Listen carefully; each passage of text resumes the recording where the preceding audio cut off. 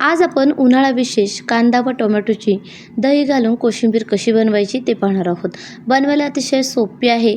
बऱ्याच वेळा कांदा व टोमॅटोची कोशिंबीर बनवायचं म्हटलं की कांदा टोमॅटो आपल्याला चिरून घ्यावा लागतो किंवा कंटाळा येतो किंवा तो चिरण्यात बराच वेळ जातो. अशा वेळी एका सोप्या पद्धतीने आज आपण चुटकीसरशी वाढत्या भयंकर उन्हाळ्यामध्ये शरीराला थंडावा देणारी कांदा व टोमॅटोची कोशिंबीर कशी बनवायची ते पाहणार आहोत. चला तर मग लगेचच रेसिपीला सुरुवात करूया.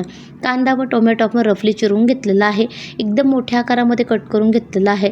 आता आपण कांदा टोमॅटो न चिरता सोपी पद्धत म्हणजे आपण इथे चॉपरचा वापर केलेला आहे. हा चॉपर प्रत्येकाच्याच घरामध्ये अवेलेबल असतो. त्यामध्ये कांदा व टोमॅटो टाकून जाडसर आपण कट करून घेतो त्या पद्धतीने आपल्याला चॉपरमध्ये फिरवून घ्यायचं आहे. अगदी कमी वेळामध्ये पटकन कांदा व टोमॅटो आपला चिरून तयार होतो. वेळही वाचतो व अगदी चुटकीसरशी कोशिंबीर बनून तयार होते. ही कोशिंबीर आपण फक्त कांदा व टोमॅटो टाकून बनवतोय. तुम्ही यामध्ये काकडीसुद्धा वापरू शकता.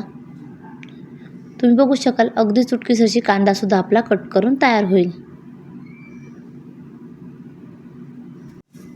तुम्ही बघू शकाल मस्त असा कांदा कट करून झालेला आहे एकदम कमी वेळामध्ये. आता ह्या उन्हाळ्याला देखील तुम्ही या पद्धतीने चॉपरचा वापर करून ही कोशिंबीर नक्की बनवून पहा. अगदी कमी वेळामध्ये बनवून तयार होते. कांदा कट करून घेतलेला आहे. एका बाउलमध्ये आपण काढून घेऊया.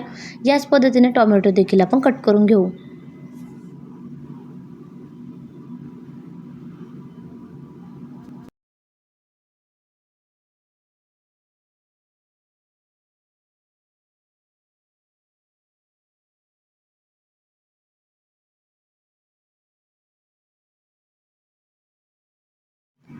टोमॅटोसुद्धा आपले कट करून झालेले आहेत अगदी चुटकीसरशी. ज्या वाटीमध्ये आपण कांदा काढून घेतलेला आहे त्याच वाटीमध्ये आपण टोमॅटोचे काप देखील काढून घेतलेले आहे. यामध्ये 1 चमचाभर साखर टाकून घेऊया. चवीपुरतं मीठ टाकून घ्यायचं आहे. त्याचबरोबर फ्रेश 1 वाटी दही टाकून घेतलेलं आहे. चांगलं मिक्स करून घ्यायचं आहे.